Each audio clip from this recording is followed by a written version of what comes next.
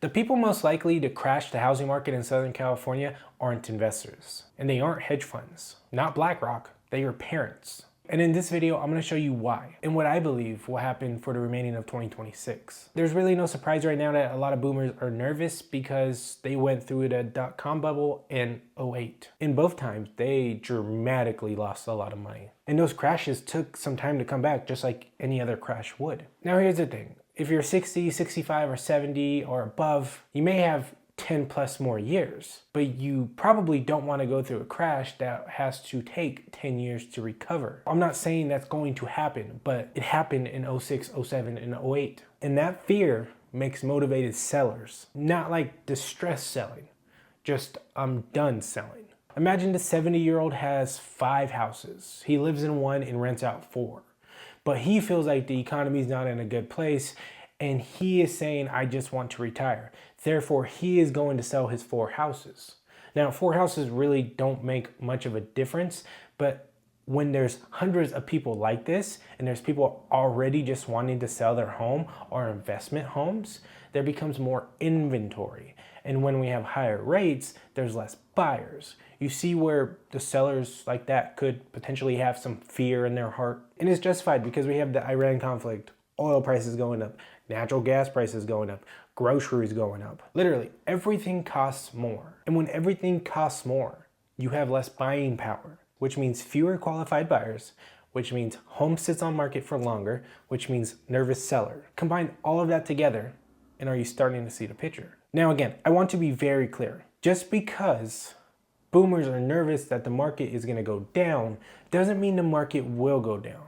And honestly, I don't believe it will. I think it's probably going to be flat, if not up a little bit in certain areas. Places that have strong job markets and good neighborhoods, I could definitely see the prices continuing to go up. Not dramatically, but slowly. And on the other hand, specialty markets like vacation homes in the mountains and things like that, that market is soft. And it's probably going to continue to be soft. And in my personal opinion, from everything that I've heard, it just sounds like the people that typically buy the secondary homes or the investment homes are now turning to the stock market because we're supposed to get this new Fed and he's going to pump the markets.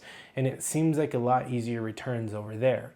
So we have a lot less specialty buyers in the market at the moment, which is really great if you're trying to buy a home in the mountains or anywhere that does a lot of vacation homes, because you actually have a ton of power. I just want to be very clear. Understanding real estate is complicated because every place has its own microeconomy. I live in Apple Valley. That's Hesperia, Victorville, Phelan, Oak Hills, etc. The market's doing pretty good up here.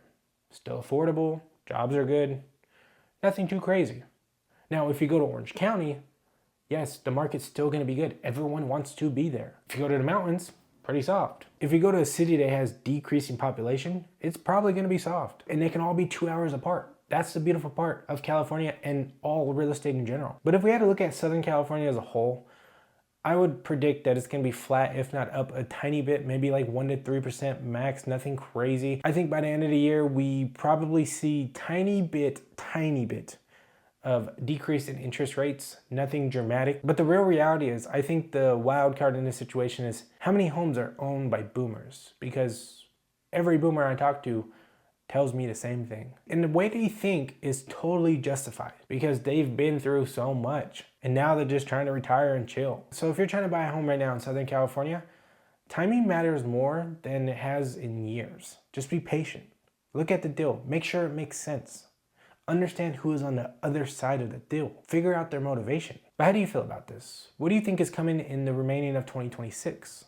Drop your comments down below. I appreciate you watching. And if you're looking to buy or sell real estate in Southern California, I would love to help.